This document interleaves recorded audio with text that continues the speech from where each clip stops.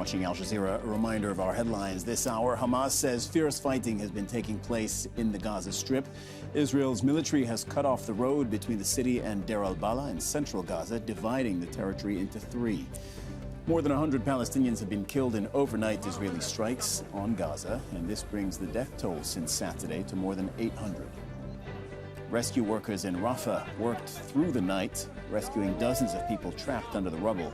Israel's army has been ordering people to head there for what it says is their own safety.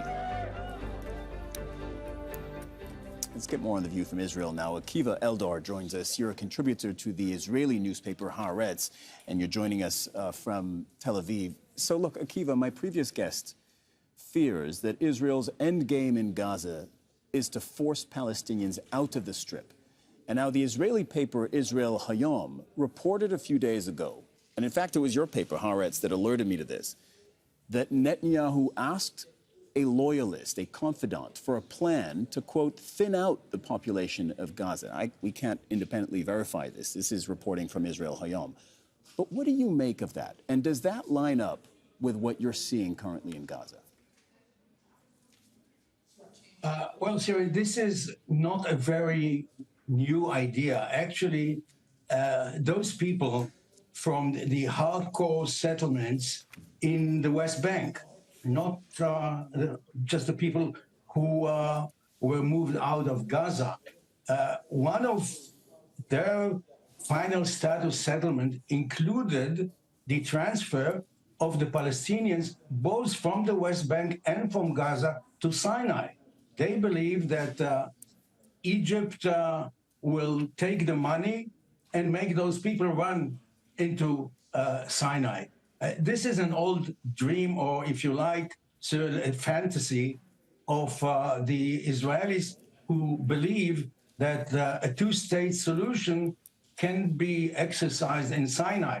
So there will be greater Israel from the sea to the river, and maybe a Palestinian state in Sinai that from where Israel has withdrawn right after we signed the peace agreement with Egypt. But actually, even Netanyahu, let alone those zealots in the settlements, they don't call the shots. The solution of the settlement is in the hands of the President of the United States. As you know, Secretary Blinken visited Israel and the region 4 times. He participates permanently in the inner cabinet's meetings.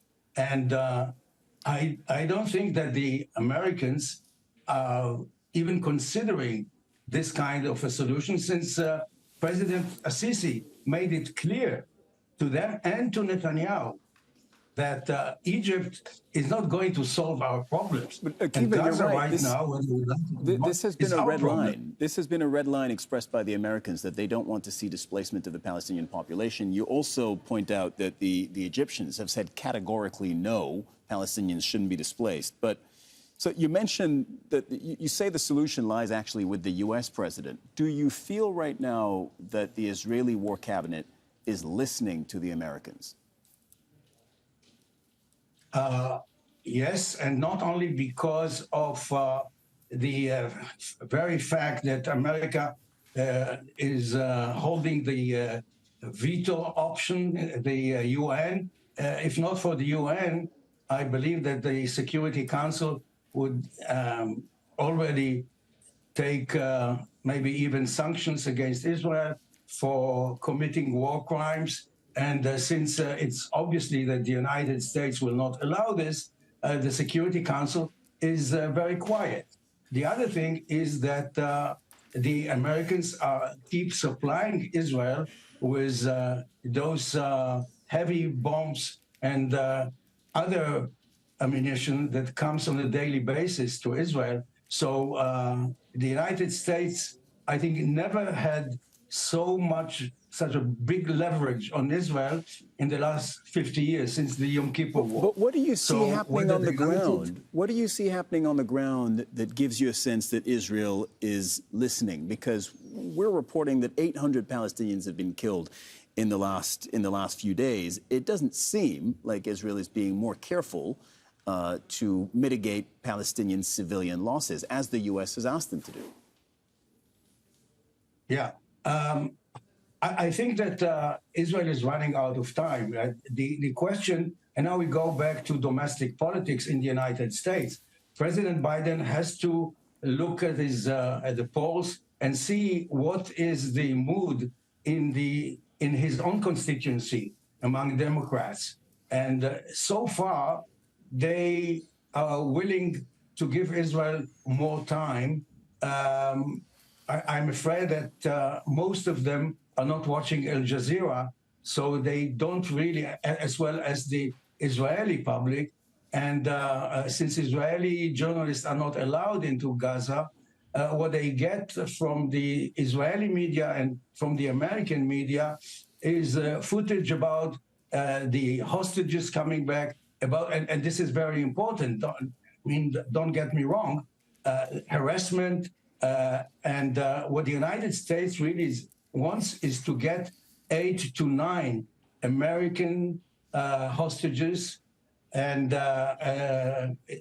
among them Israeli soldiers who have dual citizenship, dual passports. There is a lot of pressure now on the Israeli government on the hostages, more than to stop the war. The Israeli mood is, since as your reporter just mentioned, because of those stories, horrible stories about sexual harassments and torture and dividing families, the pressure on the government is even to stop the war and to go back to the negotiation table and agree on a longer truce to allow a reunification of families, to get the women out and the old men. So I think that what we're going to see the next few days is more Israeli people marching against the government. Okay, Akiva Eldar, contributor to the Israeli newspaper Haaretz. Pleasure to have you on the show this hour. Thank you very much. Thank you, sir.